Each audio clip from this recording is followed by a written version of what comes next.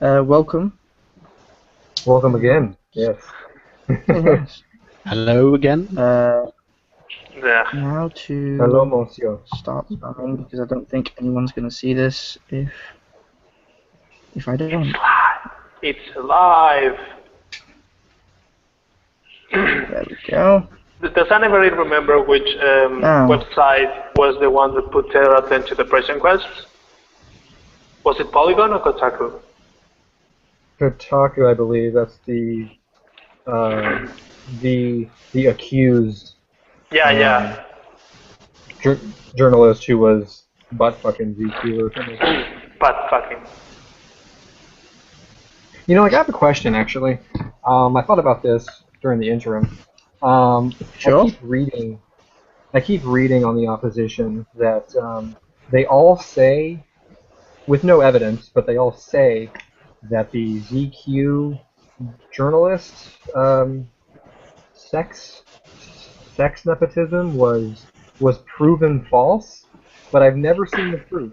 So, Well, it if was it's not, proven That's false because that he didn't write a positive article, but okay, the thing is, they didn't specifically write that many reviews. They did write two articles that the opposition knows very well that those exist. okay, And the thing is that, other than that, they've been plugging that game in everywhere. There've been right, interviews where the name is out again and being talked about. There's little articles with lists. There's other little posts with they've been plugging the game on all these sites.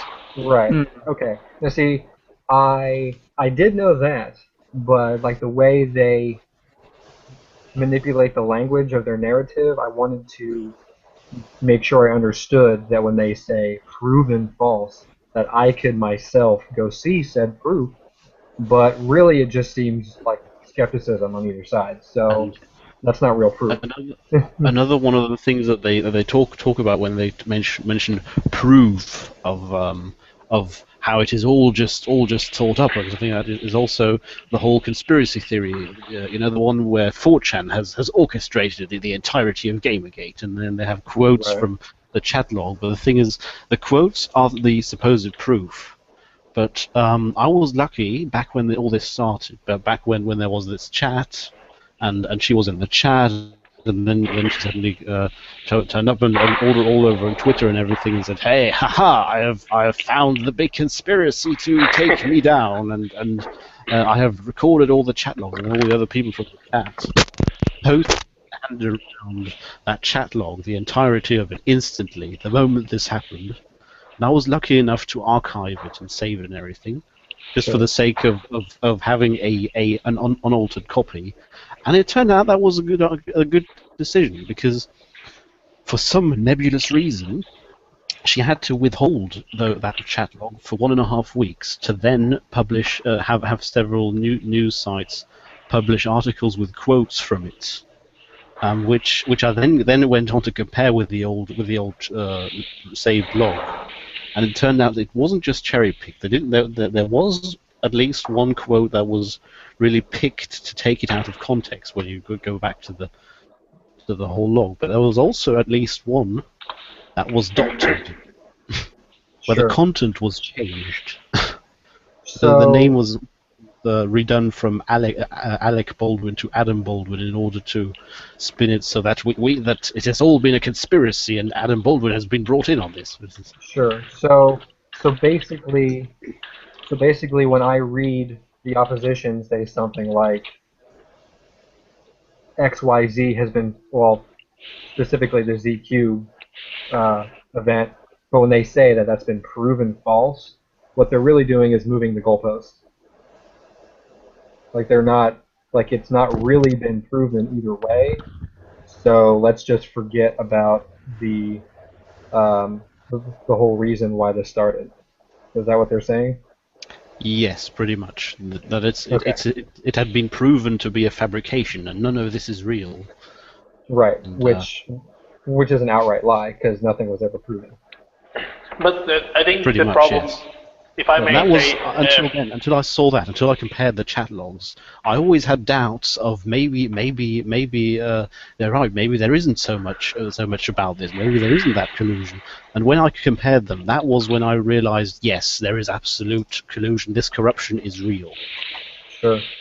Okay, yeah. I just wanted some clarification from an outside source of my own because If you write to me on Facebook, I'm going to give you a link of one of the archived versions of that chat Sure. log if you want. Sure, yeah, that's fine. I am on the post. You can find me there. All right.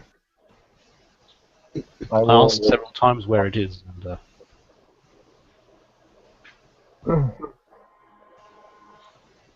But Raul, what were you talking about before we swapped? oh yeah, what I was saying is that when people, I don't really I think remember. I think I read about the. Jacob, are you here for the next article?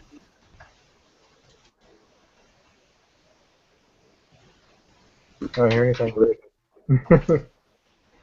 I'm going to take this as a no. Ah, Yeah, I have mic issues. Okay. There's some mic issues. Yeah. So where are you on Facebook?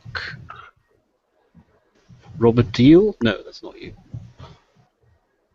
Are you? No, Jeremy. What's up? Yeah. Ah, wait. I'll just go on your Google Plus profile. Yeah, that's fine. That all makes it a lot easier. So how do I write a message here? If I knew, I would tell you. I never use Google Plus. This is my first time. I think nobody used Google Plus until now. Yeah. Because Hangouts And, is really nice. What's today's boycott goal anyway? Yeah. Today's boycott. Gamergate started today, and in other news, Google Plus stock went up. Okay.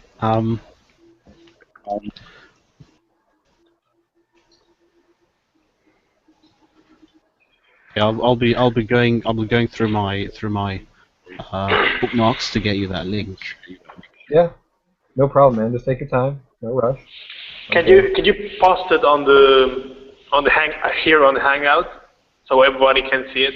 Because I will really like to. In the meantime, can someone else bring up a topic because we're live, we're running. We are running. What do you guys think about David Pac-Man being harassed on Twitter? I think, oh yeah, that's actually a really nice topic. I think David Pac-Man is a really nice journalist, which he stands from the ethics and from the rules. It was predictable that would happen. Yeah, because people on the anti-Gamergate side, I'm not saying they are bad. I mean, they defend something, but they try too hard. That's the word, I think. They try too hard to stand a point, and when they do that, it's terrible. I mean, it's really bad for them.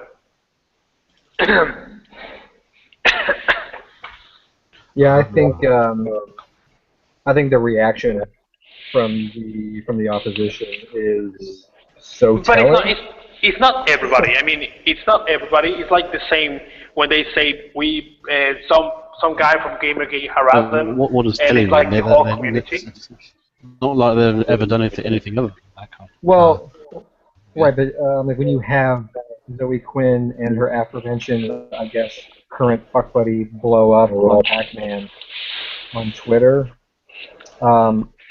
whether she likes it or not, and as irrelevant as we think she is, and she really is right now, she's still a figurehead of Gamergate, right? So when she helps facilitate Pac-Man's harassment, it's just very obvious that they will dogpile anybody who asks questions. And not only can you really not have a honest dialogue with those type of people, but it just kind of really, wow, I don't know what that was. He was hyper. Sorry. It really makes If you hear this, but not your own voice. What was that? I don't know. That was I spooky. just heard a female voice.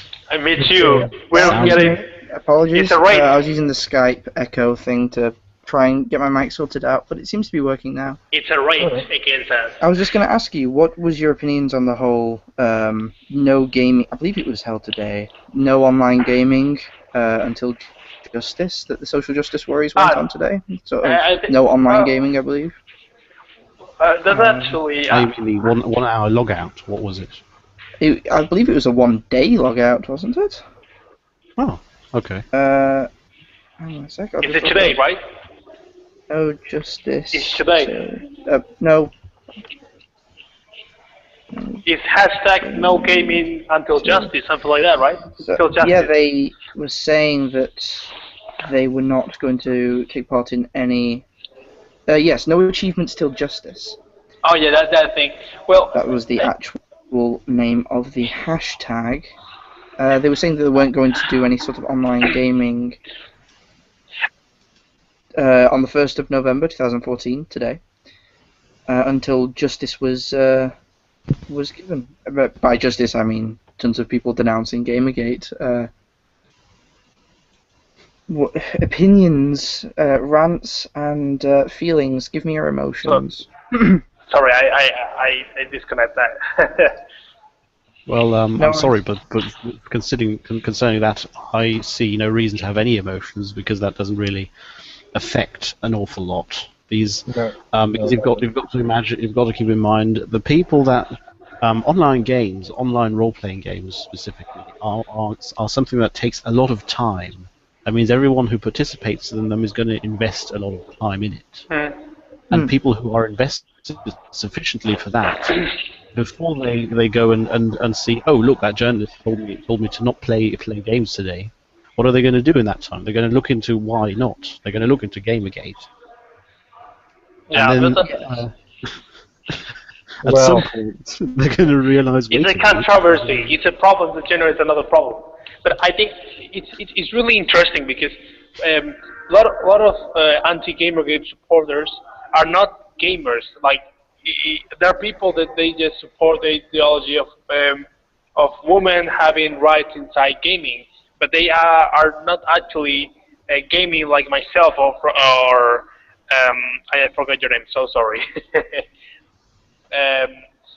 And I think if they don't play games, it's not gonna be like a huge difference inside the communities of like Steam or I think only Steam because nobody plays. That's the main online community, I guess. Well, or Warcraft we don't 2. really But concern ourselves with the console peasants, so... Hey, be nice. hey, come on, be nice, man. Don't hate the bait, man. Come on, don't hate mate. I rate it that way. Yes, I always thought I just thought it was quite funny when I first saw it, due to the fact that well, their whole narrative, majority of the time, at least what I see, is we should shut up about Gamergate and just get on with playing games, and yet they're actively trying to tell us not to play games and to look up Gamergate at the same time. It seems like they're tripping up over themselves and they can't really decide which message, which narrative to push forward anymore. Do you want us to keep playing games, or do you want us to listen to what you have to say? I just think they want to tell us what to do. That's basically what it is. I mean, they like to have control. They're like control addicts. They want to have control in everything. And I think. The thing is, I see with that is it's like the whole video game player thing. The whole video game player thing is what they want is not they don't really care what you think. That's not really it. B, they don't care with how much passion you play your games. It's not about casuals or hardcores. What they want are drones who buy the product regardless of quality and doesn't ask a question. Agreed. Well, right, yeah. Yeah, I think that's all what every company wants, right? It's not just the gaming industry, it's like every company. So, yes, they so, want a captive audience. so Well, stop, right. They stop have questions conventions. and go back to buying our products. Well, Yes. right, but I mean, like, let's look at the free market as a whole here. Okay, so when like that Foxconn shit happened, that that implicated Apple, right? Like, you guys know about that, right? Remember the Foxconn stuff, where workers in China were jumping out of buildings to kill themselves. Um, they fixed it because it was horrible PR, and in a free market, you need customers to support you in order to survive, right? What we see here, Yeah. I believe, what we see here is the exact opposite in a escalating and double down fashion. Is that they were caught with their pants down. Um, they knew they were, and instead of saying I'm sorry, they censored, they slandered, they attacked, they went for the throat on everybody who reads their publication as gamers. And now they're paying the price. So again, instead of apologizing and having good PR, they're doubling down. They're continuing to attack. They're continuing to contradict themselves. They are telling us not to bully, or rather, they're calling us bullies while they bully us. Like, you understand how fucked up that is, right? I mean, it's like it's like telling your kid not to hit while you smack him in the face. Like, it's a complete double standard. It's a complete mind fuck, and it's I really think the reason why they have as many supporters as they do is because of the fear of social ostracism. Because if you're critical of people in your life, that's scary. You know what I mean? Like, it's scary to ask questions. It's scary to challenge people's viewpoints. It's scary to get into it with people about their principles because they might call you names. They might attack you. They might spread rumors about you. And I really do think that's a part of it because that's what their culture is about. You either conform or you die. And it's a win-lose negotiation, and that's not how it should be. It should be win-win, and they don't know how to do it. I I definitely think agree with that. if I may say, actually, I think there's a really good idea of what is happening. I have been working on a project from my college, which is about the internet information and online users. And I've been reading some books and asking some teachers, and what they told me, the books and the teacher, are that people in today's media, there's so much information to show and to tell, in the internet, because the internet is like a massive space that has everything, and it's everything in a second in every part of the world, and there's so much information that the journalists can give to the people, and there's so much little time that people just literally go and search an information, and they click literally to the first link and they read it and they believe on that, and it's like the book. You read a book like 13 or 20 years ago. When you want to study something, you go to the library and you read the book, and you believe in the book because the book is is is is is is, is of trust. You can trust the book, but now internet is really complex because there's so much information that you can even think about it, and that's a main problem of the internet, because when you try to go and find something, you have to double check or triple check or even check 5, 6 times in order to have a correct guess of the information, and it's just a guess. And I think that's what people do, and that's why there's so many people that believe so strong about the cause of the anti-Gamergate, if I may say. I think they, I think they're s- they're so I don't even know what the word is. They're so ingrained in their belief simply because they lack critical thinking skills. It's so much easier. It's so much easier to Critique listen that. and it was so much easier It to is. just I'd listen even and then believe go it. You know. It's I'd easy. even go ahead and to disagree on that. I think it's not that they never learned critical thinking. I think they've, you know how their social dynamics are.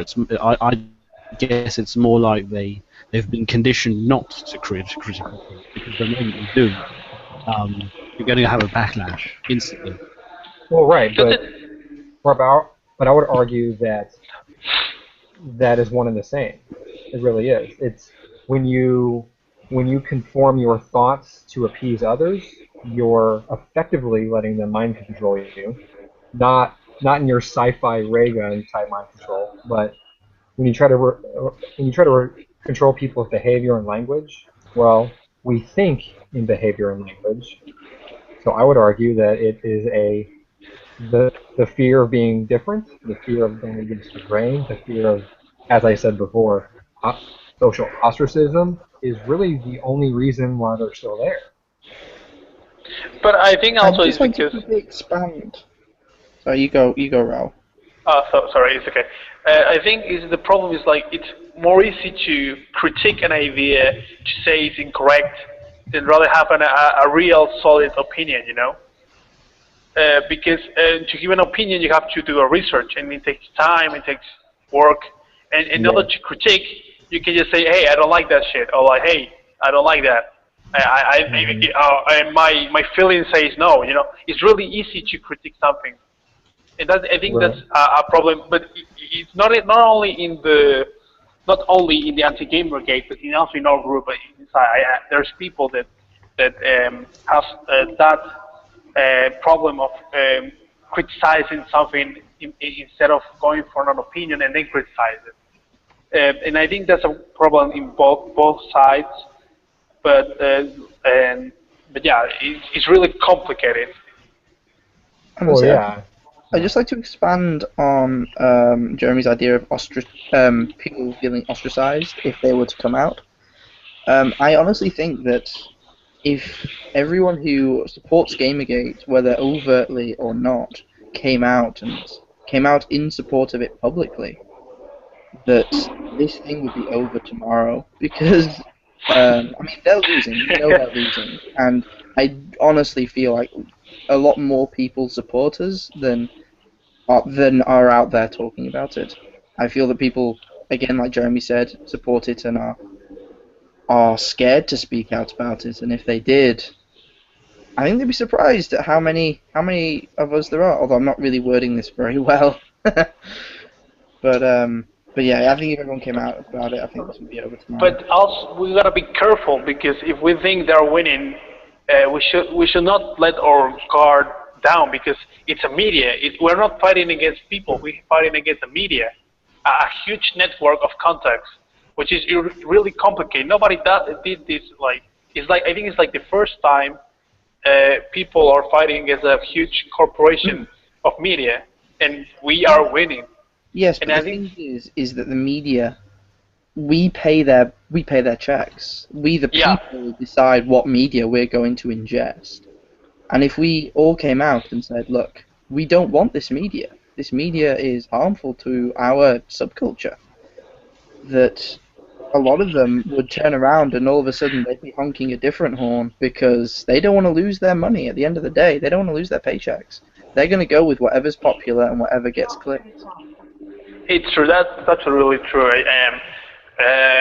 That's why it's still working because there's supporters of the other side of the discussion here that still goes to those pages and but yeah, I think in the long run we can win this. I think we are actually winning right now, Oh, we are and winning right now. we are winning. We are winning. Yes, we are winning, man. But we should always be careful because they can change everything because media have power. If you have the media, you have power. That's why you learn when you start history. The biggest empires of the world most have the media on their side. That's happened in every situation. Propaganda is media. Everything everything anything that has media on its side can win everything, and that's Well, really really dangerous. the victors write the media. At the end of the day, whoever wins the fight decides what history is written. Yeah, that's true. But I feel the fact that we've managed to convince companies like Mercedes-Benz, I mean, big companies, to Yeah. stop supporting these websites, someone in the media is going to start asking, well, why is Adobe no longer advertising on Gawker? Why? Intel. Don't Yeah, forget again, Intel. Intel, huge. You Has gotta gone out gotta. and stopped advertising. People are going to ask why, and the media outlets are going to ask why, and then the media outlets are starting slowly to come to us. I mean, look at Sargon of Akkad's latest interview on the BBC.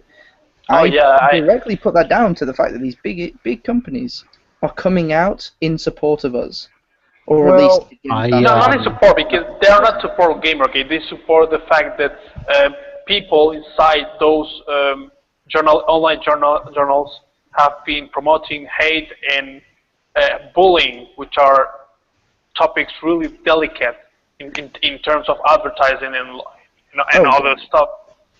but they've got to ask why are these people coming out in Oh support. yeah. I wouldn't put any big bets on the BBC Yeah. ever writing anything neutral or pro Gamergate, because the BBC has really, through its radio shows and the like, have proven that they are strongly in support of all sorts of feminist collectives, which are also very strong in the anti-Gamergate side. And I'm not talking about moderates or rational people. I'm talking about hardliners, Hmm. really tough stuff. Well, The kind of stuff that accuses you of something the moment you bring up an argument. right. My thoughts on that are again, and I hate to keep it on economics, but I really feel that most of the motivations here are economic motivations which is why the journalists are fighting us tooth and nail, because they have everything to lose if they don't. Real quick, Raul, are you watching TV? Oh no, there's actually a TV on the living room, so I guess I'm gonna go to my room. Okay. It was getting a bit distracting, that's all. I'm so sorry. It's fine, it's fine. Just making you aware.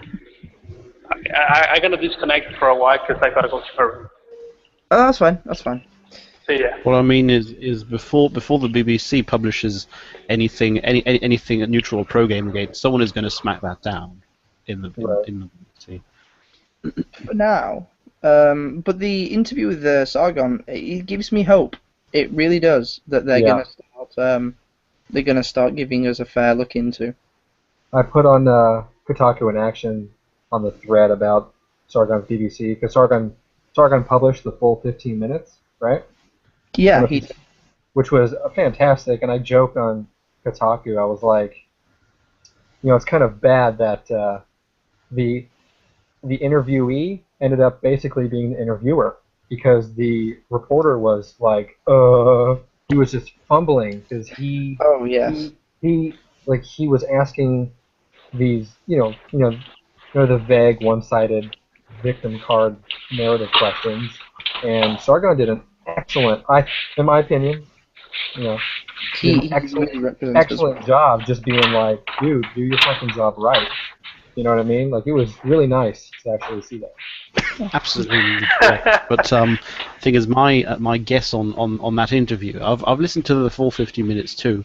My guess on him is he didn't go into there with an agenda. He didn't go in with an intention. He probably was given a set of questions to ask, or that were coined in a specific way, and went in with pretty much not much knowledge beyond that. And so, of course, when the questions didn't quite match what reality is, rather than matching the narrative, he was kind of confused. That's why the I can tell you, as someone who used to work in a radio center as an interviewer, that is very similar to what actually happens. But I can say that interviewer did a terrible job. Saying that, I'm umming and erring right now, so perhaps I need to put a bit more practice in as well. So I guess that's just the way the cookie crumbles. Yes, what I mean is, It didn't sound like he came in with some malicious intent. It sounded more like he was just prepared for rookie. more narrative. Yeah. Yeah. Yeah.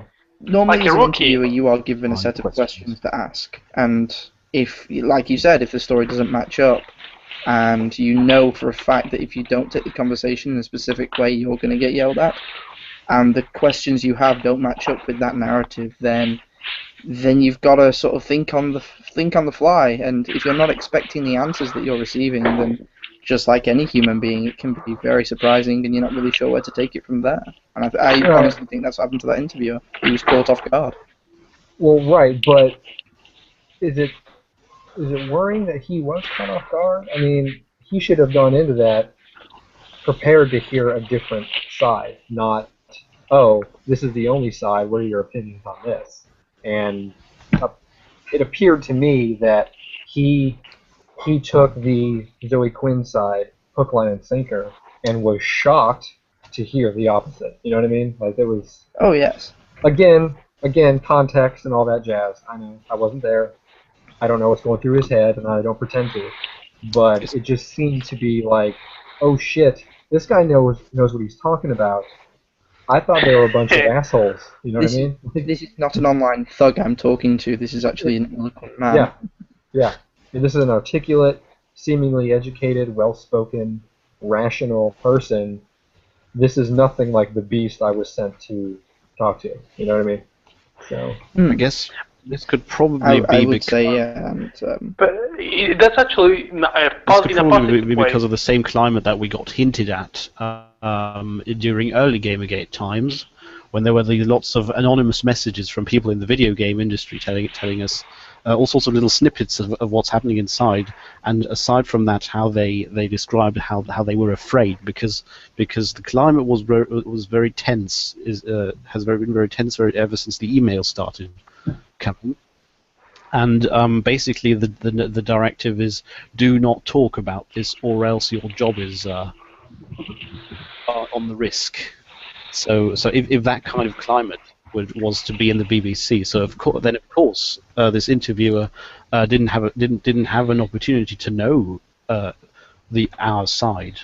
How would he get that information? Any communication with pro or neutral arguments forbidden.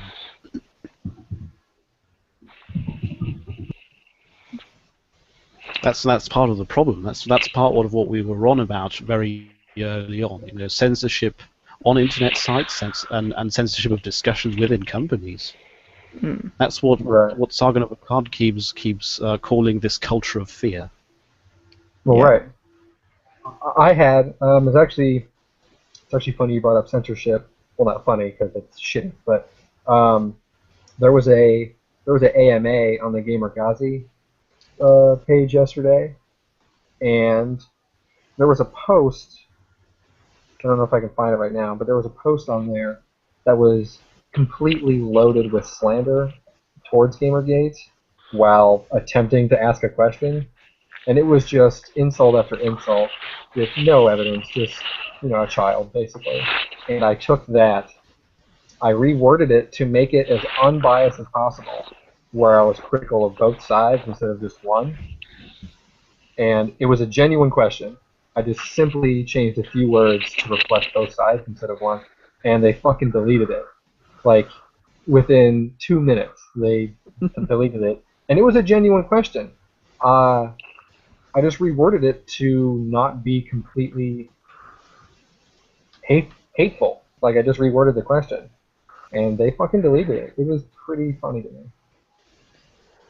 Well, it's almost like the whole deletion of threads thing and censorship. It's almost like a mass book burning of the modern age. This Yeah. idea doesn't agree with us, so we're going to destroy it. The only problem is you can't delete things off the internet. They're there to stay. And I think that's what, a lot of them a lot of these people are realizing this now, and they're sort of jacking their pants, to use a English expression. Yeah. And see, that's the point that I've heard exclaimed over and over again from Sargon and Monday Matt, and I think even TV said it, was had they just allowed the discussion to happen, at the inception, it would not have gotten this big. If the media outlets, I know for personally, if Kotaku and whatnot had come out, said, yeah, this shit's happened, and we apologize for any backhanded ways we treated you as consumers. If that happened, I would have been happy personally. Well, And right. the majority of other people would have been just okay. You Yeah. acknowledge his fault, and that's fine. Well, right, because that's what should have happened. I mean, It was the let's be logical. honest. Like, It was if the logical caught with your hand answer. in the cookie jar, it is on you to be like, I'm sorry, that won't happen again. This is what we're going to do to change our behavior. Let's move on. It's really that simple. And instead, they chose to burn our concerns to the ground and then had the audacity to act surprised when we were upset. They chose the audacity to publish, was it 10 articles in one day, saying that we were all assholes? I think it was like some 12. even- It was like 12 or 13, but yeah. some even 12. So yeah. Yeah. But Well, I think that, part of the 8, the grand 8, are the ones that deliberately crafted that, and the rest is was just probably read it in the Google group and said, okay, let's hang not Google, the Google mailing list, and said, okay, let's tag along with that. Yeah. but that, The I actual think, deliberate collusion was probably just among those 8. Well, if I and I mean, who knows? But yes, I can see that happening. But yeah, it's just all these people are networked together, so it's a hard battle. But luckily, we're all used to grinding, right? So I just hope Quite this happy. continues and people don't lose heart in the tidal waves of name calling and label making. It seems like every second day, though, they seem to be publishing, they being media outlets, publishing articles saying that Gamergate is dead. Well, right, but I'm wondering I mean- what logical jump they're making in order to publish those. well, I don't think it's a stretch to assume or be skeptical that those who work at these news outlets are friends with people who are working in the gaming industry. I don't think that's a leap. I could be wrong. I could be dead wrong, but I don't think that's that big of a leap to think that they're friends with people who are also journalists for gaming. But also, when this entire consumer revolt is focused on ethics in journalism, every journalist who who are even by proxy involved in unethical shit has everything to lose if they give that side coverage. You know what I mean? Okay. Like, oh, don't analyze ethics so much on journalism, otherwise I'm not going to have a job next year. Like, so Well, it's that was kind the of whole like thing about it, them changing the narrative to it being misogyny. That Right. was that whole Yeah. thing. It was trying to change Right. what it was actually about. it's as fucking stupid as the police department investigating the police department for corruption in the police department. Like it's they have everything to lose, so don't let anything on the outside get too close because everyone's gonna look bad. So you saying we're the internet internal affairs, pretty much. It kind of feels that way, yeah, a little bit. It would definitely help if I just want to greet the new person who's just joined this chat, Peter Brown. Welcome to the conversation.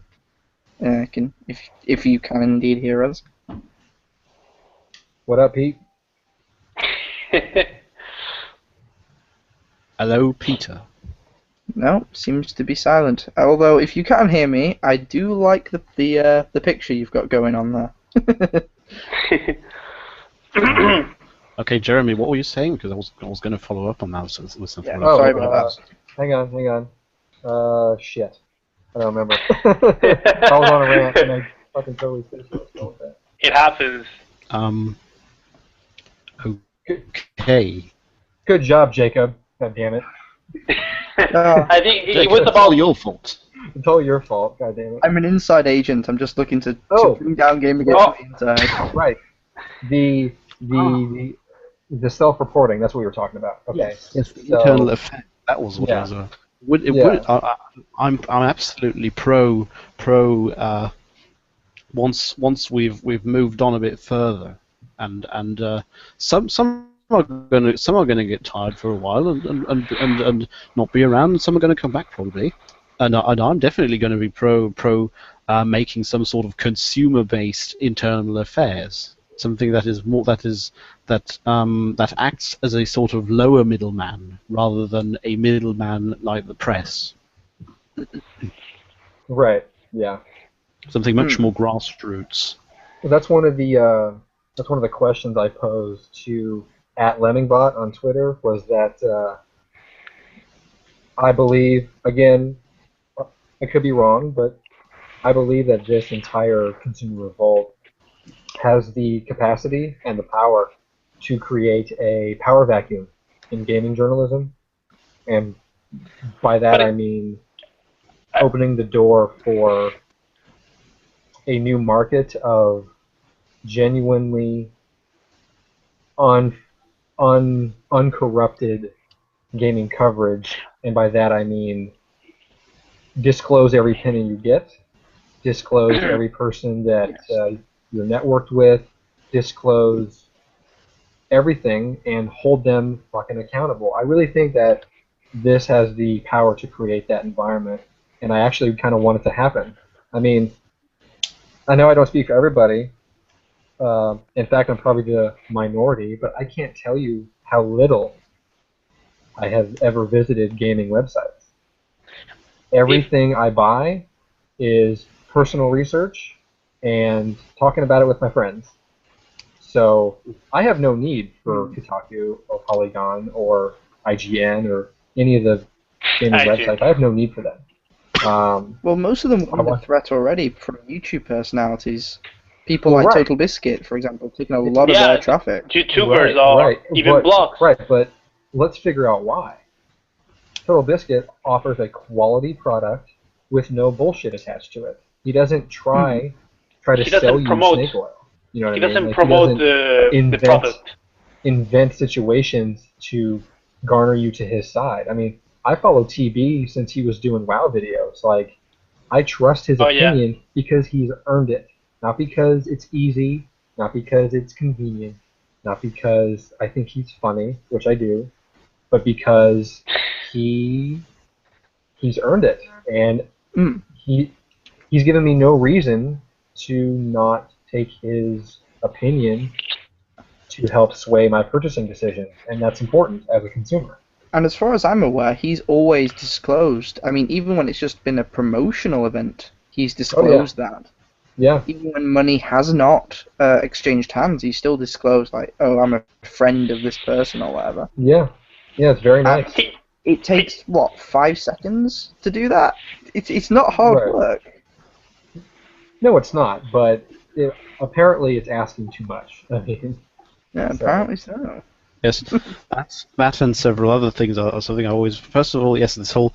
You remember the stream with Whiskey and where he got that journalist on that's actually not even involved in video games, but was absolutely anti-Gamergate from the start, probably because he's involved in some of that corruption. This Andrew Lyon guy. And, I have not seen that. He and similar people in the media industry seem to always have had that argument that what we demand is draconian, that it is completely impossible, it's not realizable, you can't make it feasible. And I always think, okay, look, American Civil War, wasn't there this economic practice that people considered that removing people considered draconian and impossible? What was it called? Slavery. Oh, right, slavery. Yeah. And we have an agricultural industry now, and it works out without slaves. Which, by the way, Western Europeans abolished slavery because it was a moral imperative, and yet they get blamed for the entire act of slavery, when the Middle Eastern slave trade was 7 times worse. Never mind. I just want to get that out there. Fuck that shit. Fair enough. We're here to vent. Oh What I man. mean, is the argument that something that a certain demand is draconian is most of the time completely false. It's just we don't want to change it now because now some jobs might be lost. Right. Well, it doesn't matter whether it's draconian and old practice or not. It doesn't matter. If that's what the consumer wants, then, the whole rule that the consumer is always right. At the end of the day, that's what the person wants, and you're providing a product, then they Yeah. have the right to say, I would prefer it if you do this. Which They're the ones paying your wages at the end of the day. Right, which is why the legal and I don't want to make this political. I'm not going to. It's just an economic example, Go which is ahead. why the legalization of marijuana in a few states is so successful because when you legalize a product that customers want anyway, everybody wins. It's literally a win-win. And yeah, that's all I wanted to go with that. But And what I was basically getting at also was this is draconian thing is also part of something that I've seen the media in the course of those months of looking closely at a lot of media outlets. Is they constantly appeal to compassion. It's always don't you feel for those people? For instance, even though they're actually all bound together in these funds. One of the earlier things was how dare you go after the indie game industry? Don't you have any compassion for small time developers, all the while sabotaging small part time developers to push their own products? right. Or especially since we're here with since the constant accusation of misogyny, don't you care for the struggles of women? How can you Yeah. how can you call a woman corrupt? This is you must be such a sociopath for that. Well, yeah, and that that is political emotional rhetoric 101, and we we three, I hope, we four rather, uh, we're smart enough to recognize that, right? So What has to change in everyday life is that people become less susceptible to appeals to compassion. That is right, really yeah, compassion is really something that is currently exploited it is, for it is, control. it is. Having empathy is a imperative for a peaceful society, but having empathy is also a very dangerous thing when sociopaths use that empathy against you. That's how sociopaths work. Mm. It Well, is, you've got to be empathetic with the facts at the end of the day. I mean, empathy is just seeing something from the other person's point of view. As long as you have the facts that, oh, actually, this is their situation, you can be empathetic and not go overboard with it. As long as you have the knowledge of what this person's life is actually like. well, but instead of using left brain, right brain takes over, and your feelings suddenly become more important than the facts, and that's where we run into trouble. Yeah, Agree. that's there. And until now, on a broad scale, I've only seen two kinds of people use that. It's either the media slash social justice warriors, and the other extreme was anarchists. They do that a lot too. Oh, yeah. Aren't you such a sociopath for assuming that people are going to act in their own interest, even if it breaks certain moral principles? Of course, they're going to act on their own interests. What do you think? Right. But this is something we really have to change. This is something that can't go on like this. And another example, I guess, would be Zoe Quinn.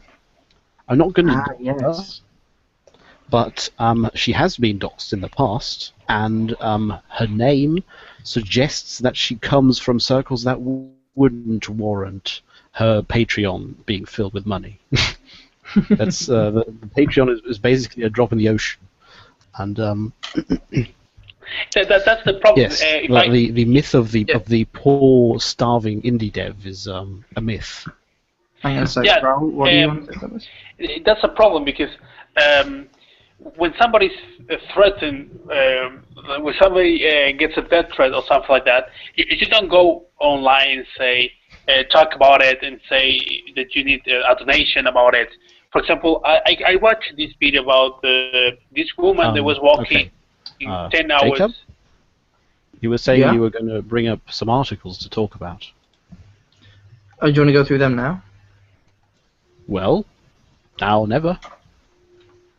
Well, seeing as how we were on the topic of Zoe Quinn, I was going to talk about how BBC have published a quote from her saying Gamergate must be condemned 2 days ago. Sorry, not 2 days. Yeah, 2 days ago. Quote, Gamergate must be condemned by Dave Lee on the BBC News. Feelings and emotions on the fact that the BBC have talked to her, and just talk about Zoe Quinn for a bit, I guess. Go on a ramble. Predictable, mostly. Predictable mostly because a lot of the structures that work in the background there are very authoritarian. I'm guessing, I'm not in that industry, I can't give any factual statements, but I'm guessing that when you're in Raoul's gone, when you're inside there and you're a small figure, you don't have that much to say who gets to be interviewed and who not. And a That's lot why, of for it is instance, networking, which is the whole angle that they seem to be going for with the journalists talking with each other. They call it networking, which, as a musician, I'm familiar with, but you do disclose it. Because, for instance, I'm pretty sure that the reason why of all the Gamergaters the BBC interviewed Sargon was because before a certain Rainbow Jenny, no, not Rainbow Jenny, Pixie Jenny, pretty much baited him into going on an angry rant in between, and They expected to be able to do the same online or online radio. yes. That's probably why he was chosen for that. Mm. And of course, the same people who chose him for that probably would say who would best represent our take on Gamergate. Of course, Zoe Quinn. Best choice for that, isn't it? The only Yes. better way would be Anita Sarkeesian, even though she's on the surface she's not involved at all. When it all started, when all of Gamergate was new, I was actually confused why she kept chiming in over and over. Well, same. And it was only later on when all these anonymous things and all these leaks of information happened that I noticed. Oh wait, she is involved in all this after all. It's just over background channels. She's an opportunist. I mean, like, you have to give her credit where credit is due. She is a very pragmatic person. At least that's what it seems like to me. She has successfully injected herself, and while at the same time probably being paid very well for it, into a situation that she probably objectively does not know a goddamn thing about. She's not a gamer. She's not in the industry. She doesn't know what the fuck she's talking about. And she has garnered a following that ignores the exact opposite in evidence as to what they claim. Well, it's very interesting that you would say that she's not a gamer. As we all know, definitely not a gamer. But recently, her latest video on Feminist Frequency, I don't know if you guys have seen it, is top 5 creepy Christmas songs. Now, the reason I'm bringing this up is because I'm wondering, with the random inclusion of this video, if she's going to start moving on to the music industry and talking about how, Eminem is a horrible sexist pig. Because, well, obviously, as we know, the Gamergate hashtag is being very successful. Gamers are standing up and are making a difference. And I'm wondering, and this might be me going full tinfoil hat here, but if she's decided, this gig isn't really working for me, let's move onto music videos, and onto the music business. I'm not quite sure. I'm gonna unsure have as to well. I'm going to have to put an even bigger tinfoil hat on my head for that.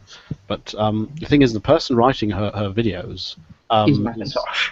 Full Macintosh, and indeed.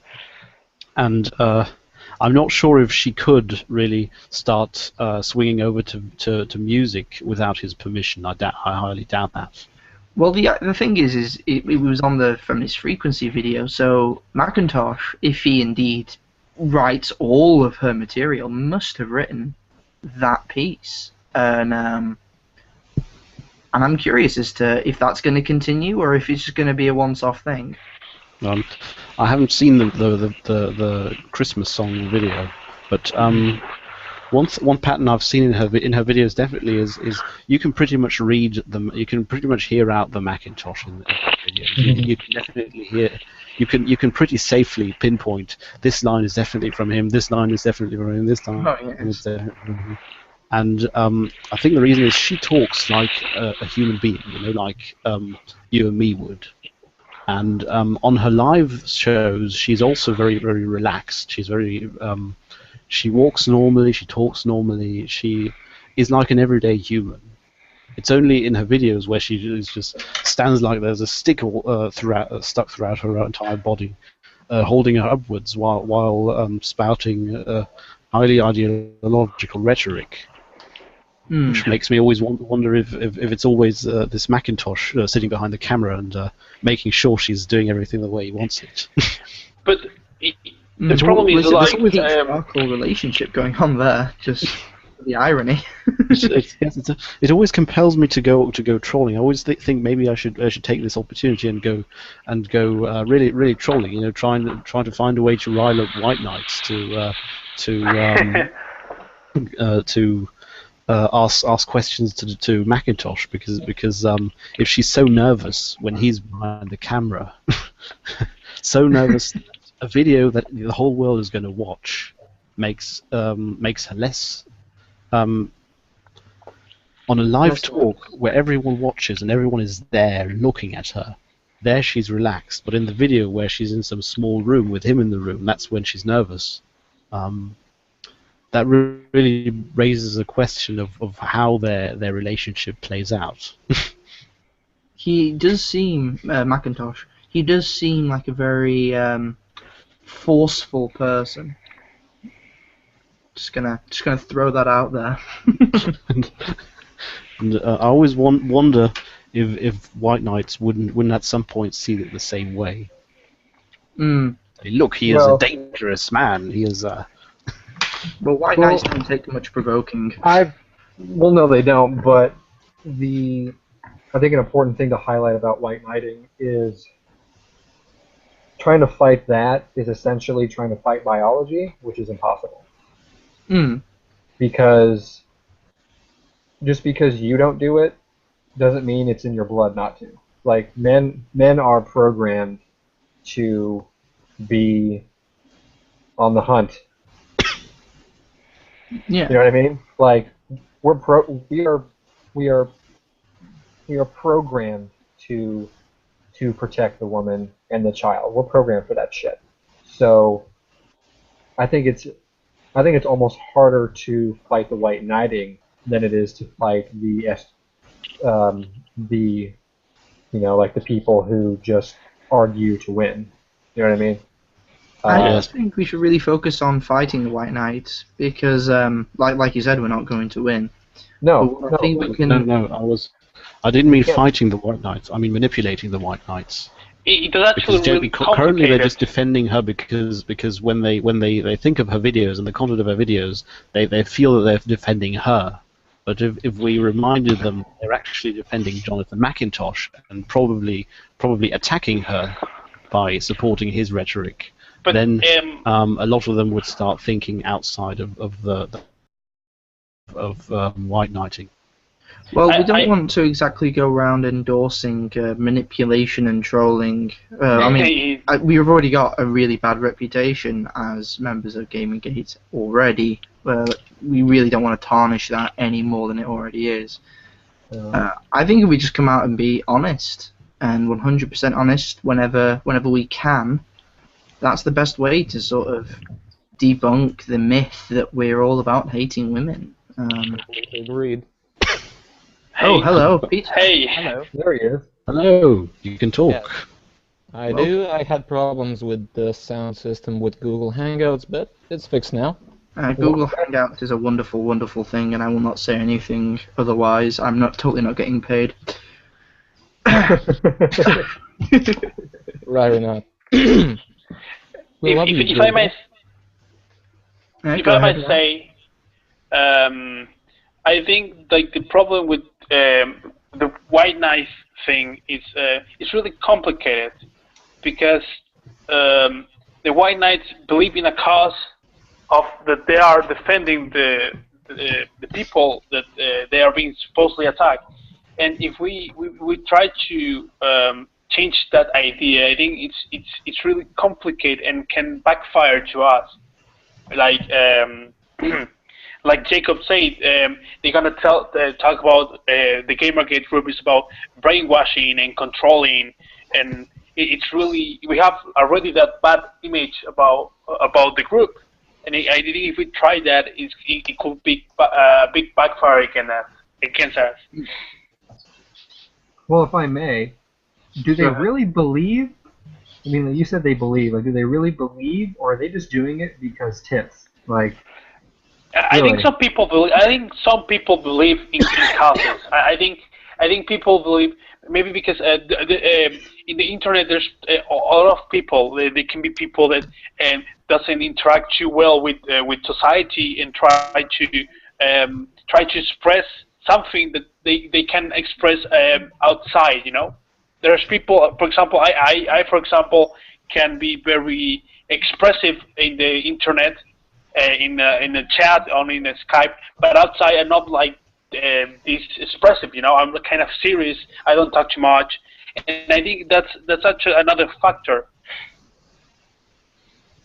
Yeah, I could agree with that. Thing is, you need to differentiate between people acting because they believe in a cause for either a supposed or actual rational argument, or are they acting out of instinct? right. Because, And oh, sorry, go a ahead. lot of people currently are, we see that with Rational Wiki and Atheism Plus, a lot of people are acting out of instinct while telling themselves they weren't. And we've got to start differentiating between people who believe they were rational and people who really are rational. Right, like who actually Well, I can think- provide an argument. I think Atheism Plus is a perfect example of people acting completely from emotion. I mean, if you look at PZ Myers, I honestly do believe when he set up Atheism Plus, he meant for it to be a wide forum to speak about whatever you want. And I think when he censored Underfoot's criticism of feminism, that he was doing it off the cuff, that he was pissed off one day, he saw it, he disagrees obviously with his point of view, and he just thought, I'm not having this shit here on my website. It's my website, I can do what I want. And I think if he stepped back and actually analysed what he was doing, he wouldn't have censored. But by the time he'd actually calmed down, it was a bit too late. Saying that, I doubt that. I've not really looked into PZ Myers much myself. So. I doubt that because you're talking about free thought blogs, aren't you? Yes. The free thoughts, as long you can think what you want, as long as it agrees with us. But the thing is, they've never. I would agree with that if that was an isolated incident with them. But the problem is, it isn't. They keep doing that. They still do that. Well, I wasn't aware that it wasn't an isolated incident, so okay. if I can add to that thought process and touch on what I mentioned before, I also think we can link up the white knighting and kind of connect it to the instinctual behavior, right? But also the social ostracizing fear again. I really think that's. Excuse me. Bless you. I really think that is a reasonable assumption at play. Is the social ostracism fear, like, oh, these girls are irrationally angry at video games, but deep down, I really want to sleep with them one day, I'm gonna go agree with them. Like I really, no, really. And if you dare challenge those girls, you're not their friend anymore. You know what I mean? Like I think that's also a cost driver. Well, with Zoe Quinn, they've actually got a chance of sleeping with them. Yeah. Out of context. But I think, you know what I think? Also, the White Knight seek it's not attention, but try to like communicate. Not communicate. I think communicate is the wrong way of saying. But to interact with the other person, especially when there's the other sex, you know. You Because mean most that of they're trying to get attention of gamers, of male It's not gamers attention. getting into games? Because I think White Knights, like most of the time, White Knights show when there's like a woman being oppressed by the gamer, you know.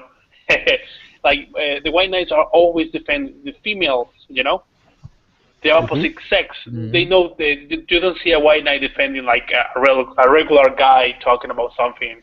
Well, yeah, It's really rare. It's really rare to find like a real White Knight defending every people, you know. Mostly you find it when you see a video about a female talking about something incorrectly, you know. And when you comment the people, oh no, you don't know nothing because you don't know how much she suffers or what she thinks or the way she sees it. It's really it's not common, you know. Well, there are a lot of personal beliefs in that as well. Like there was this, I can't remember his name, but he's a male feminist who sees the world like it has been formed in a way like the choice, what jobs women would choose, he uses for the the pay gap. That society has created all the jobs that women are good at to be with lesser pay, and that is his feeling, and that's how he defends feminists. Like, yes, because society has done it this way. So he's an wouldn't get asshole. into that because with that we're really getting into tinfoil hat feminism. That's really there's Well, really nothing we have to pay much thought to. his But I think saying calling feminist, I think there's a way to say it. They call it Marxist feminist, right? Well, let's get back to the Gamergate, Okay. specifically the Gamergate side Yeah. of things. Yes. Yeah. They are It's gonna- sort of going off on a bit of a We ramble. don't really here. need to pay much thought on that. It's And- we can go back to. That's the case of Ian Miles Cheng. How you say Cheng? He's, they call him Banana or Little Hitler. But not. Jong-il. Okay.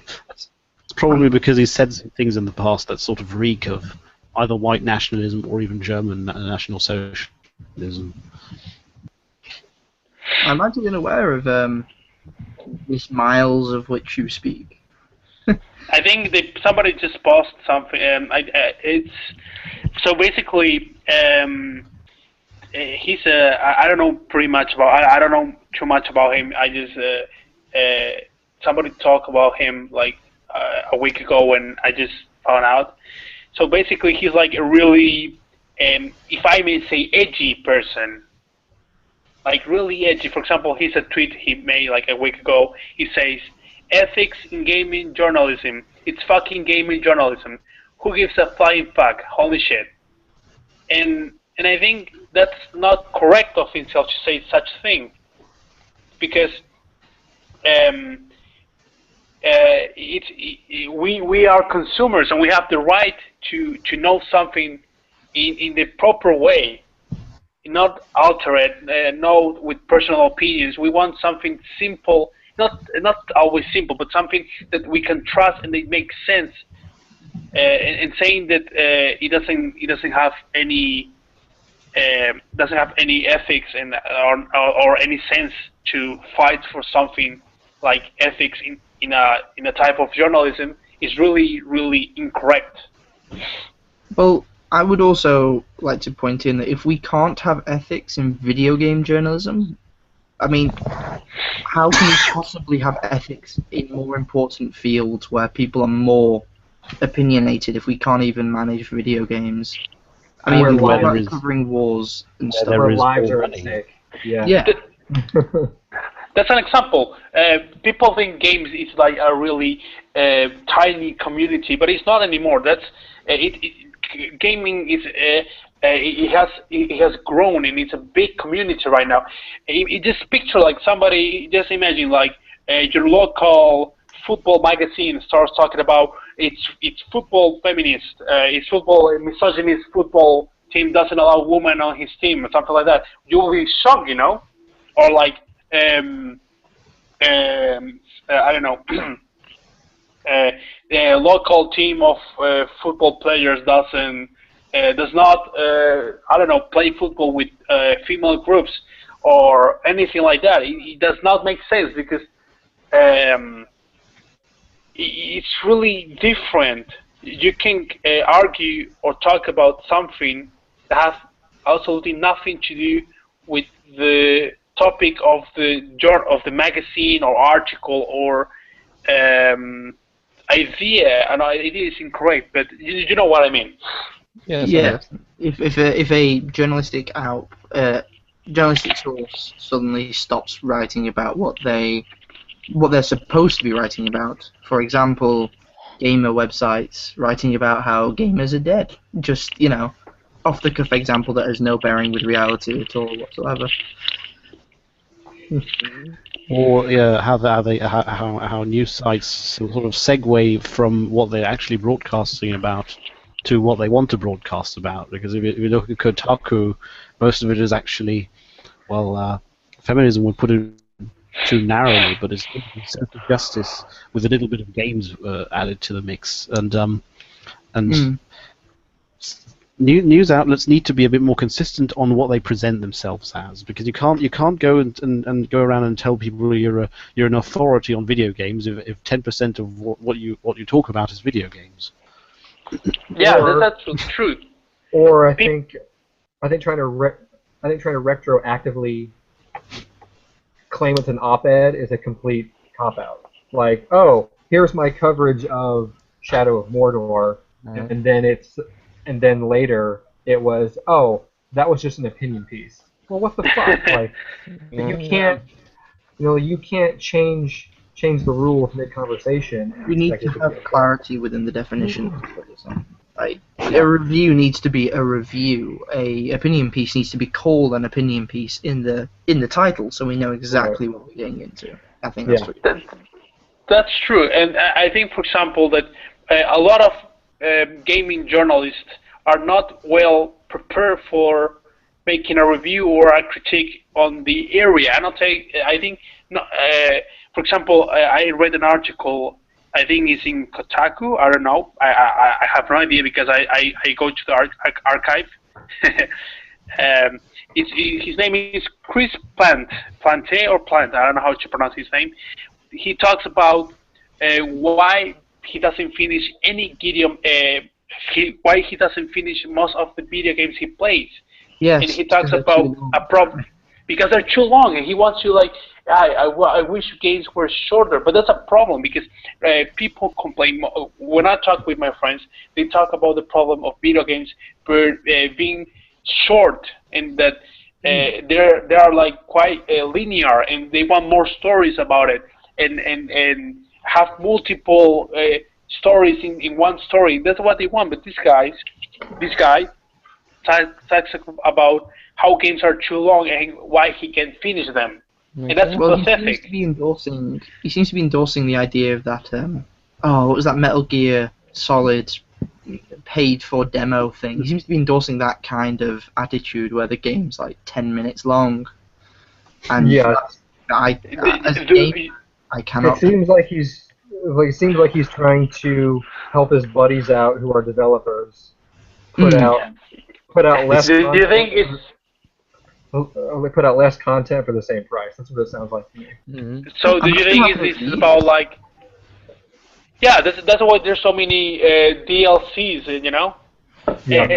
Did you think this has to be like? Just imagine, like, just picture this. It will be terrible. Like, you buy a game for like here in Europe is like 60 euros, 60 euros. Like, I think it's like 70 something dollars, Yeah. and you buy something and it's like 8 hour, like 5 hours play gameplay, 5 hours. 5 hours Yeah. and you play it, and then you have to pay to between 10 and 20 euros to get another DLC that continues the storyline of that game, so you can be involved. That will be terrible. It's awful. Devs seem to be going for more flash over substance, and the problem is the consumers are complaining about this, and the gaming journalists, at least that one specifically, is defending that practice, when actually he should be advocating for the consumer opinion that we actually want more substance. We're not bothered about flash anymore. Graphics aren't the most important thing.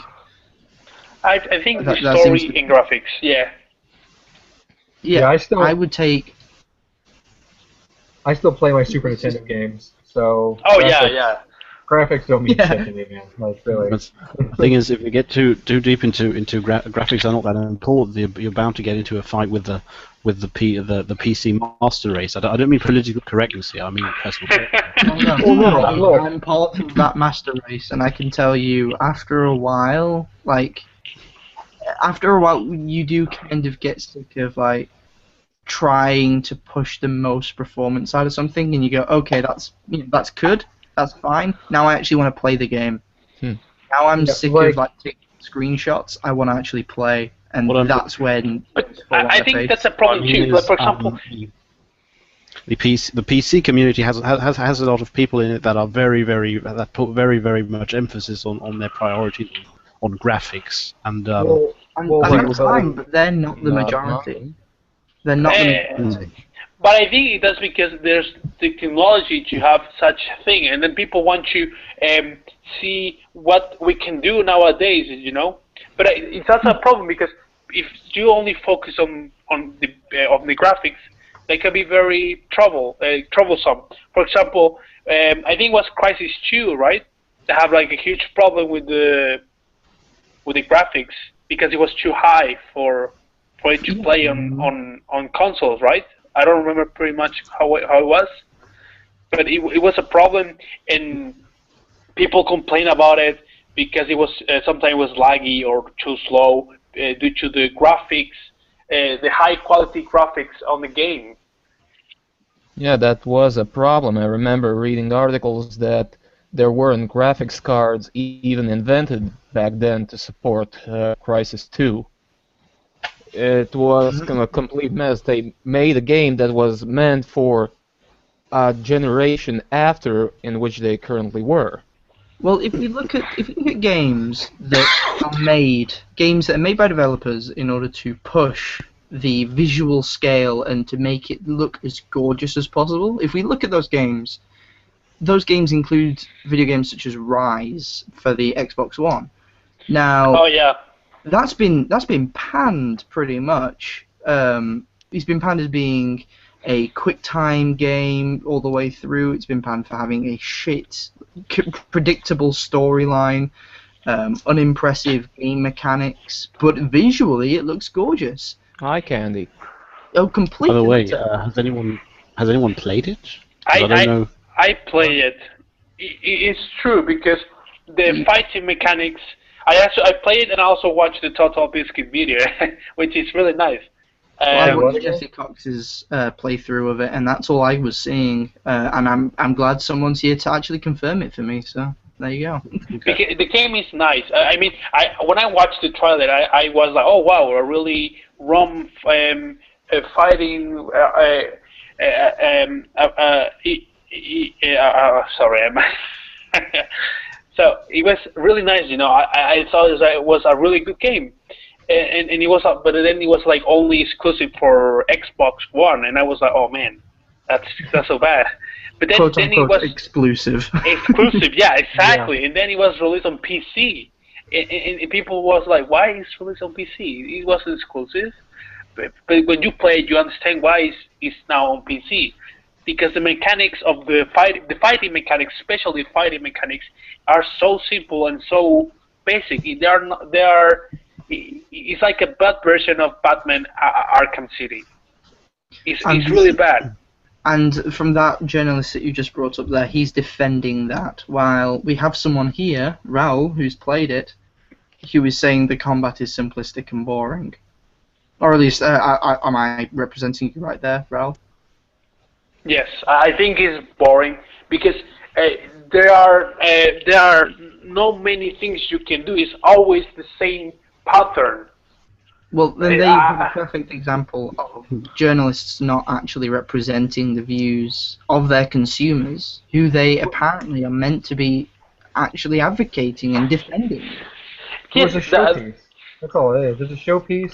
It was meant to move consoles. That's all it was. Another example. There's another example. I think there's another example, but I don't. I think I think Jeremy is not gonna like it because I see his profile picture is about Devil May Cry. Am I correct? Oh, So I actually chose that video.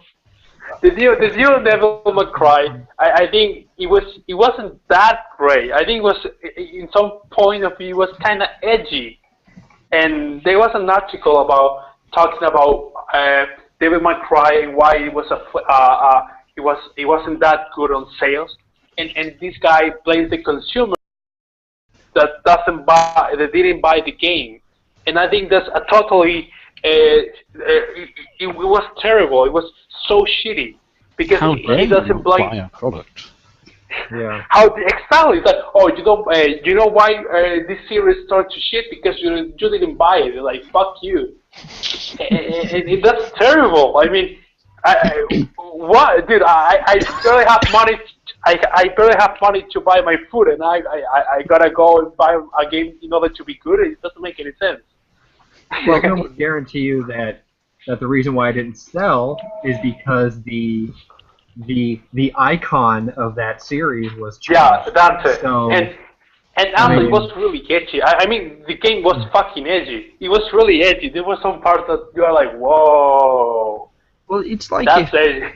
It's like if they made Mario's hat purple or something. It would not have gone down well. It's not. It's like, I think it's like. Yeah. You buy Super Mario, you buy Mario and you get Luigi. It's kind of like that, and you play only Luigi.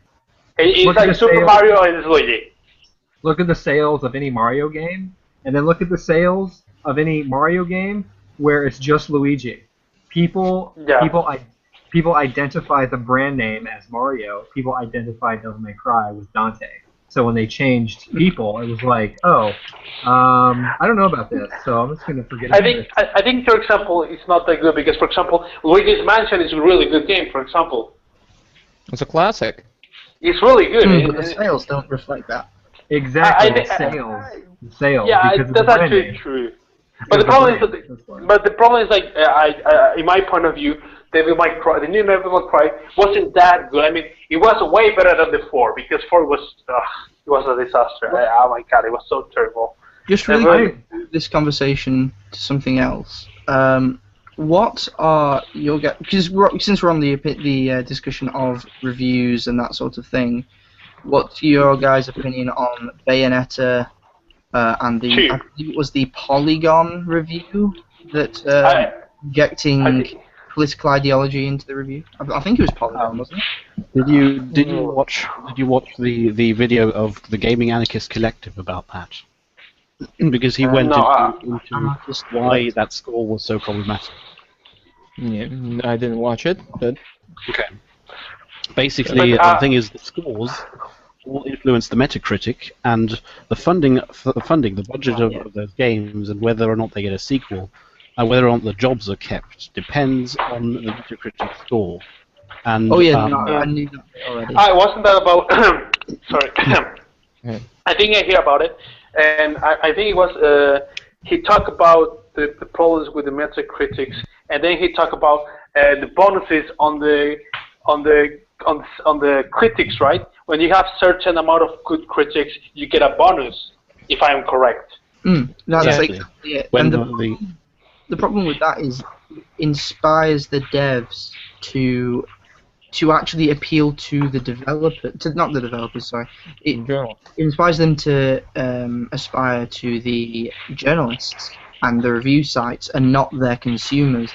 It inspires them to please the journalists and please the people writing about it and not the people who are going to be actually buying it from GameStop on the day it releases. And I don't think that's the right attitude to have.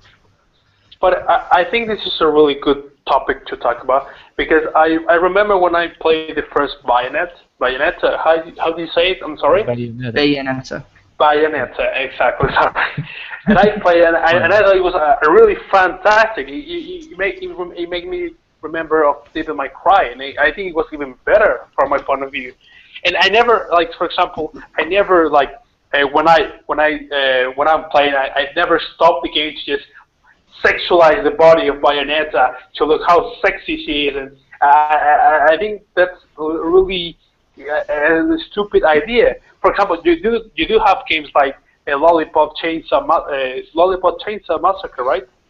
That's the game that is interesting. Do we know? terrible. Do we know if Polygon rated Lollipop Chainsaw and other games with a similar sort of female protagonist? Did they review them worse as well, or was it just Bayonetta that they've done this to? I don't know. Actually, I don't know because probably different because they review Bayonetta with that score because of the problem that it's right now. So what were you going to say, Peter? It was 6.5 for Lollipop Chainsaw. 6.5, and I believe it was 7 out of 10 for Bayonetta. 7.5. Yes. That's okay, terrible. so they are actually at least staying I consistent. actually like Lollipop Chainsaw. It was stupid, but it was. I didn't like it. There was an achievement in Xbox. I think Xbox was in the trophy piece for a PlayStation 3 that when you try to look under her skirt, you get an achievement. I think it's called no peeking. And that's terrible.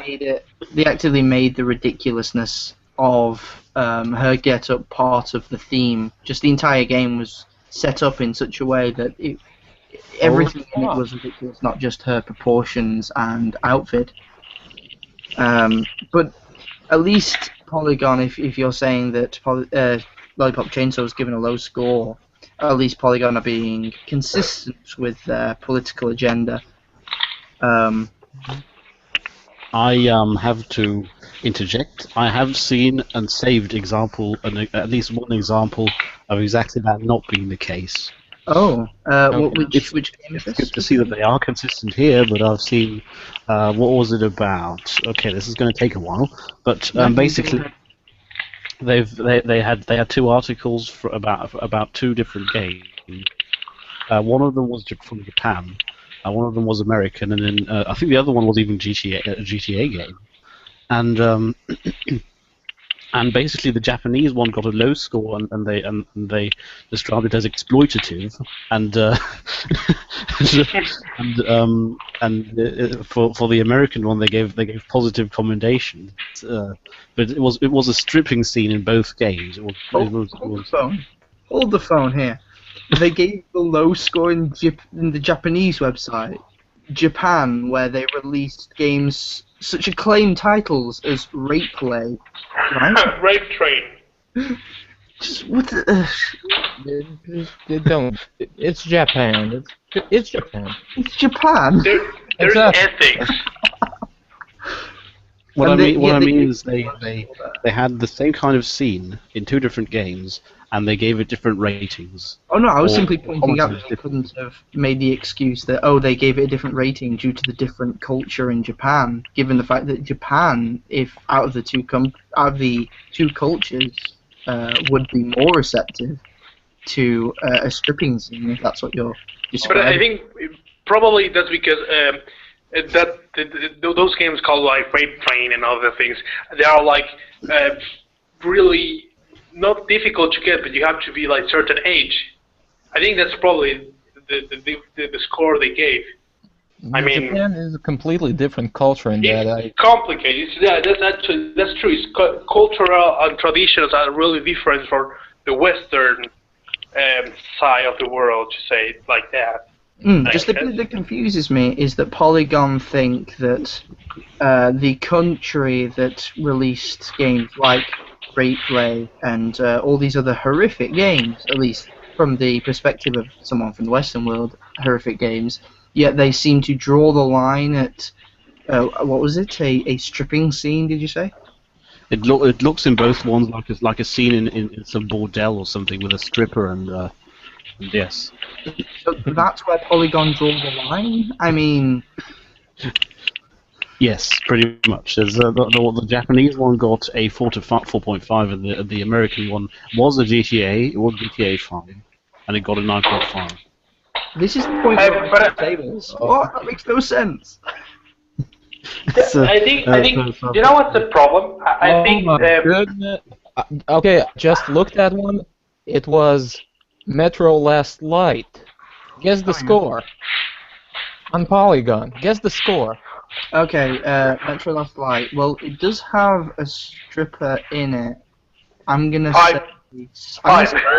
I'm gonna go high. I'm gonna go 7. Raoul, you go 5. I go 6.5. 6.5. Jeremy. I go 6. Jeremy's away right now. Monis, what do you think? 8.5. 8.5. 8.5. That's actually pretty good. That's actually really good. A sex scene even. Yeah, the stripper scene too. When you compare Stripper her scene to and them, the sex scene. and you can see the titties. Exactly. I forgot about that. It was good titties. Oh goodness, Polygon. But that game's... Didn't all the outlets like praise it? So what was the score? TV had nothing but good things. 8.5. 8.5 was the score. But the game is really good. I mean, come on. Yeah, But boobs. Come on, boobs in the game. Oh my God, what? It's impressive. Hang on a second, are you saying that women have breasts? What? Implying women have breasts.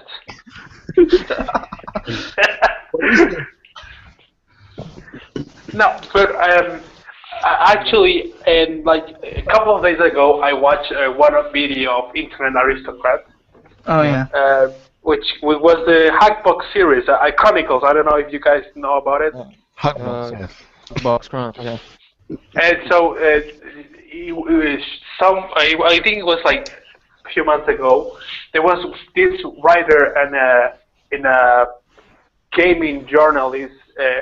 This gaming journalist, it was a she, obviously, because she has all the right to do so.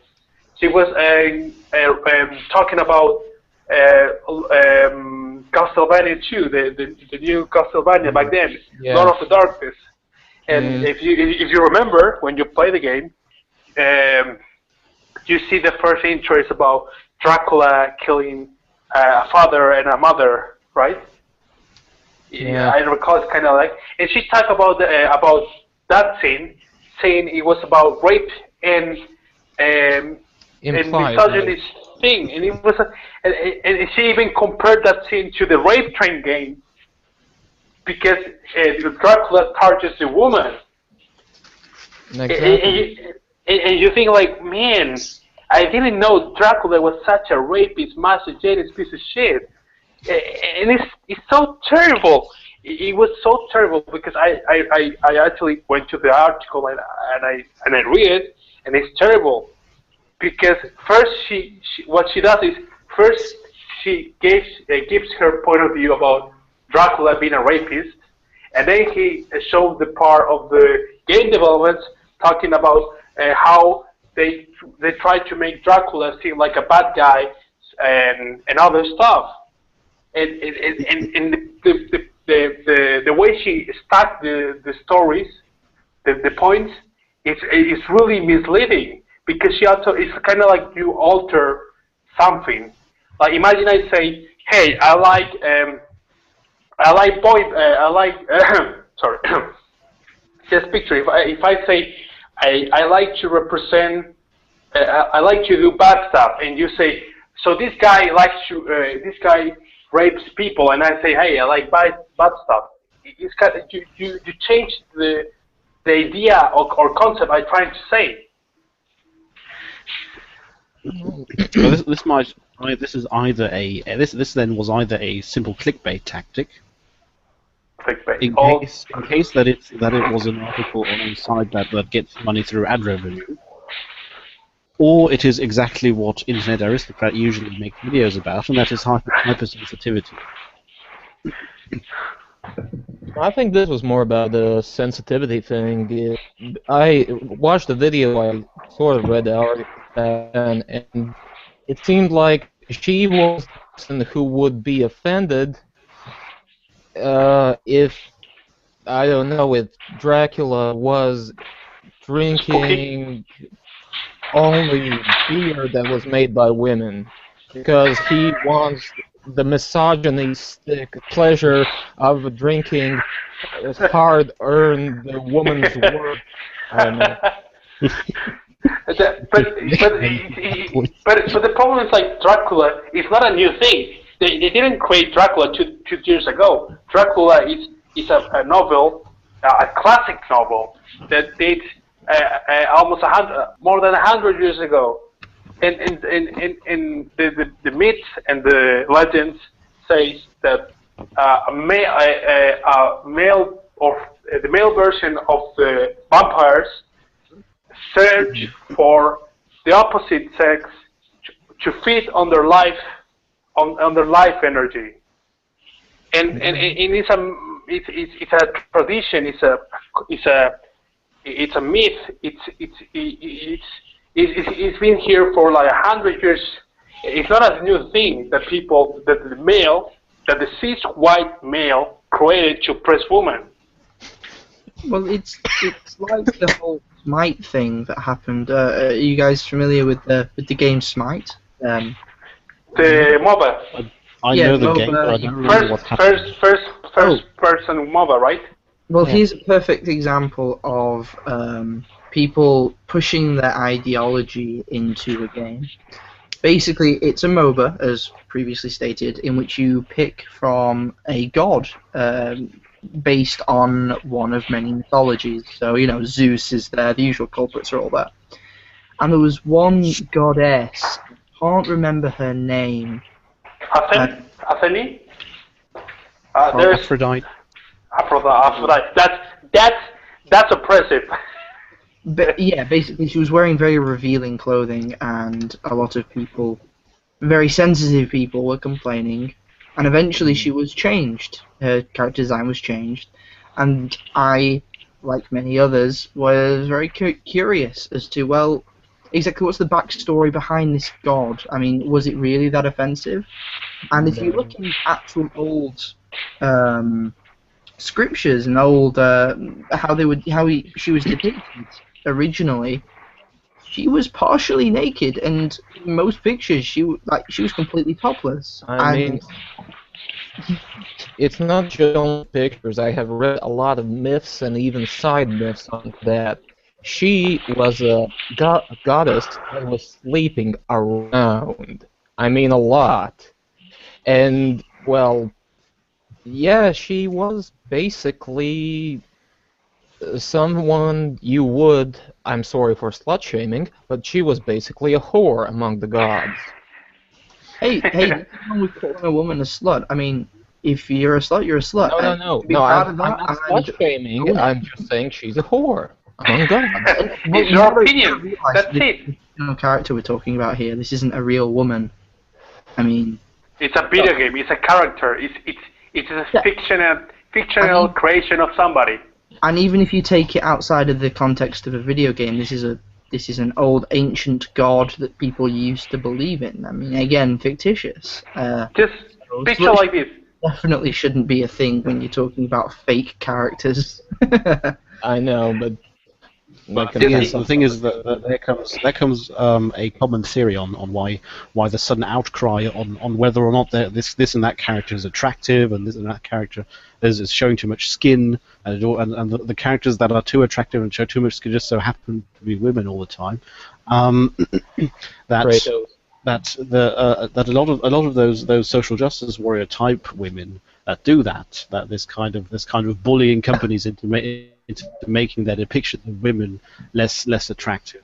It's just they sort of feel threatened by attractive female fictitious characters. And It doesn't fit the narrative that we are a bunch of neckbeard white men. If we have strong female characters, then it doesn't fit their narrative. That's why they want to get rid of strong women in the video games. And when it comes to sexy women, they want to depict us as perverts. So they try to get rid of that because it does fit the narrative. So either way, you're kind of screwed.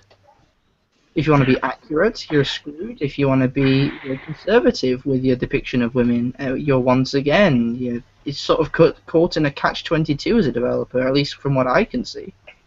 Okay, here. I think I have a way to good test this. Okay, how about in the next Tomb Raider? And I really do mean this. Let's go and let's have a thought experiment here. In the next Tomb Raider, let's have her get cancer of her breasts. They'll remove both of her tits, and then she'll have no breasts. Yeah, like she'll have no breasts. Her whole body right after surgery will be caught on fire, so she'll be horribly scarred. So she'll have to cover her entire body. So she'll have to cover her entire body from head to toe. Jeremy, why are you punishing female sexuality? No. Are you trying to say women are not good enough? So Whoa. all you have left is a set of eyes and two guns. Do you have lips? No lips. They were burned off in the fire. Too sexual. Then you might as well. Too impressive. Then you might as well make a Jordanian Lara Croft. All in a what are they called? Yeah. Okay, yes. And then they'll say you're punishing female sexuality. I mean, I can see the arguments already. That's the image I'm trying to cultivate. Like, it's just a set of eyes with girly eyelashes. You can't win with these people. They just want the control. Girly eyelashes. They put it on Pac-Man, and that was sexist. Ooh. Yeah. I really wonder how it would look. What a game would look like if social justice warriors were satisfied, and I can't really put a pinpoint on it. I was thinking. I think probably it's gonna be like a buff guy with pink hair, long hair, with the dress of a fairy princess, with tiny shoes, and a really random voice. I mean, sometimes it's gonna be like, yeah, and it's gonna be like, hey. Well, he's a homosexual, transsexual, pentasexual, whatever. Actually, Pre-gender. He has to also lack an arm. One of his arms must be off. Otherwise, no. It would not. I think Shuan Head did a video where she said it could be an Asian, Mexican, pansexual, otherkin, disabled bodied with no legs in a wheelchair, and they would still find a problem. They would. Why are you making fun of? I think funny because you can make a hypothetical game proposition. Didn't she do that? Well, I'm pretty sure I saw that around somewhere that she wrote a hypothetical. She did rant it that way, yes. That's what I was going to bring up. Is like version of what Sonic would look like if they pandered to social justice. They would be the pink pansexual porcupine called Panic, and his only friend is Larry the transsexual seal. Panic the Oppressor.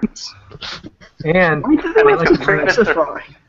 I'd like to bring this topic back to what I keep bringing up, even though I'm not trying to, is the economics of their argument. If they want this so bad, why don't they make their own fucking game and see how it sells? It's hard work. In its logical thinking. Oh, that's right. It's hard work. It costs money. Right, because that would require putting their money where their mouth is, and they can't because they're fucking wrong. I think it's also the rationale. You don't forget that those are people who have who do that as an actual agenda. It's not just personal preference. And it's not passion. It's not passion. These feminist games, these women-orientated games. It's not passion. These games already exist. They're just on the mobile market. Like what I'm getting to Revolution is, 60. it's Revolution it's 60? it's also it's all wait it's also it's not really personal preference that some of those people have. It's really just agenda, and and it's also because rationale that they don't make their own games, because they know in a free market, a meritocratic market where only a game is judged on how good it is, a Right. game that is shitty but has a demisexual otherkin main character wouldn't hold up. It just No, it wouldn't sell wouldn't. enough. It wouldn't. You're absolutely right. But the problem is, I mean, I studied economics for 2 years. I'm an expert now, so I'm so sorry. If I may say, the market is really complex. It's a complex thing. You can just create a thing and try to put it on the market and thinking it's going to be a really hit. But if you try first to gain supporters and opinions, people that will help you, and then try to create it, that's gonna work. Because the market is one thing, and then the people's opinion and desire to have something is another thing. But that needs to change. That needs to change. The exact problem currently is that the free market is being disrupted deliberately, and that is part of why I think that we need to put a lot more people need to put more attention to this. Yeah, an example will be, for example, a good company on the early golden era of gaming, like Rareware. Probably you guys know Rareware. Mm. And he was like a massive genius in the gaming era in the 90s. Right. And then because of economic problems, it was bought by Windows. Microsoft, And yeah. Mike, I'm so dumb. By Microsoft, and you know what happened then? You know what terrible things they did. They created really shitty games like Banjo-Kazooie Nuts and Balls, which destroyed totally a famous and really loved franchise, if I may say franchise. It's not a franchise. Of all the games they went on to make after being bought, I think Nuts and Bolts was the best one. That really says something. That's terrible. It really says something. But the thing is, with Rare, it wasn't just that. It was also firstly Miyamoto being extremely greedy, and the greedy biting him in the back later on. So it's just like with Halo and Apple. The thing was, there were these two big projects. One was Dinosaur Planet, and the other was Cameo, which went on and on and on for ages. Dinosaur Planet was more or less getting finished, and in the last moment, Miyamoto came along and said, "Look, this character, this Saber character, he looks surprisingly similar to Fox and Cloud. Let's just throw everything you've done until now under the bus, and you're going to make this a Star Fox game now." And so that threw them back very far. And Cameo was still running, and my suspicion is that they did that deliberately. They wanted to buy up Rare, so, do that to provoke Rare to sell stocks, to then buy it up, and then Microsoft bought it up. And it's the same story with I guess it's the same story with Apple and Halo, because Halo was initially an Apple thing. It was never not really intended to be. But do you mean Halo or Bungie? I'm sorry. Both. I mean Bungie and both. Halo. I didn't know that. Halo was initially intended to be an RTS, I think for the Mac. Ooh. Did not I think it know was for the that. Macintosh. And then Microsoft bought it up, and they just turned it into a first-person shooter for the Xbox. Oh. Halo was good? So It was. that Rare went on to make shitty games. That had a reason, and there's also I only know that rumor-wise, I did hear that a lot of the people that used to be in Rare back when Rare was awesome are in retro games now.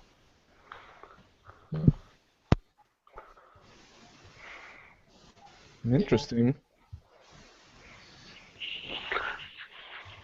And yes. I have a question. It's more a theory. Do you guys remember when there? I remember when I was little, and I didn't have so many games. If I recall, I didn't have too many games. But I did remember I have internet, which it was back then a wonderful, incredible thing for me. I was like 8 or 10 years old, and I remember to go to these game websites like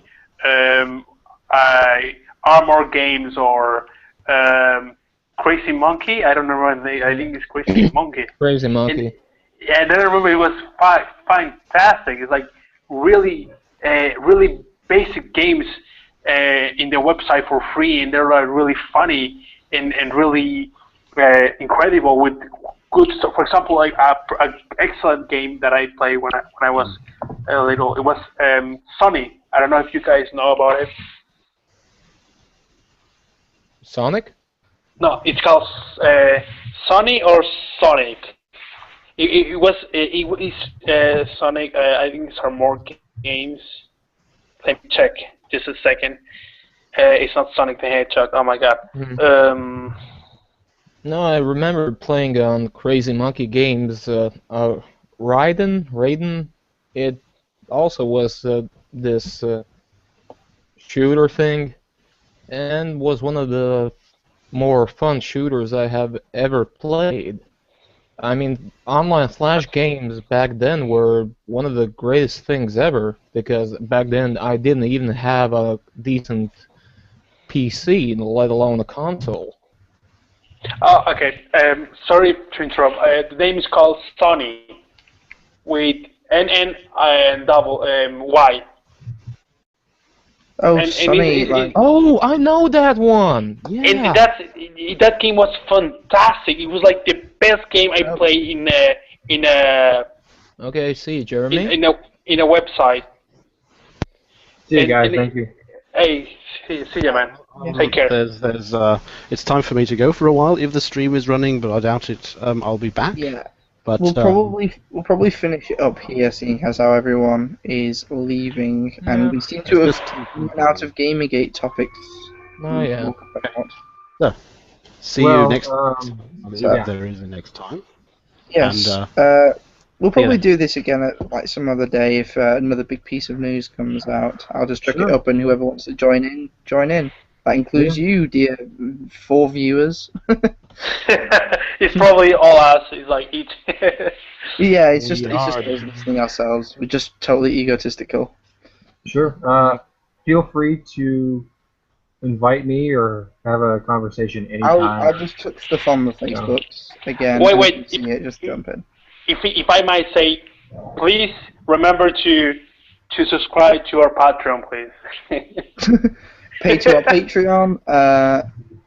Be nice to all women, no matter what, and hate minorities. Remember that you are a cis male Hitler. Yes. Remember to check your privilege, everybody. Check your privilege. Indeed. Goodbye, good night, and have a very good day. And good Good luck with night. all you. Take care, guys. Bye. See ya.